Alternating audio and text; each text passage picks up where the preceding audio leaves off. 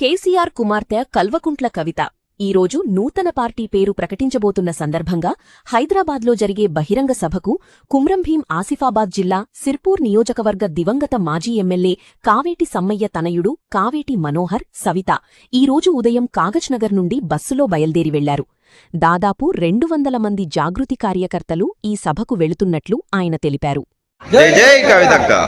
ఇక్కడికి వచ్చినటువంటి ప్రతి ఒక్కరికి కూడా ధన్యవాదాలు తెలియజేస్తున్నాను. ఎందుకంటే ఒక మహిళ రేపు రాజకీయ పార్టీ పెట్టబోయి ఒక శక్తిగా మారబోతున్న తరుణంలో మనందరం కూడా ఇంత పెద్ద ఎత్తున మద్దతు పలుకుతున్నందుకు గాను, ఆ సభను విజయవంతం చేయడానికి వెళ్ళబోతున్నందుకు గాను నాకు చాలా ఆనందంగా ఉంది.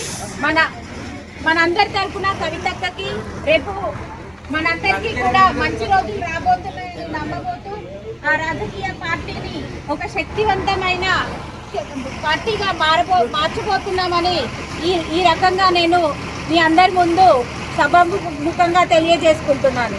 జై జాగృతి, జై జై జాగృతి, కవితక్క, జై జై కవితక్క, జై తెలంగాణ, జై జై తెలంగాణ.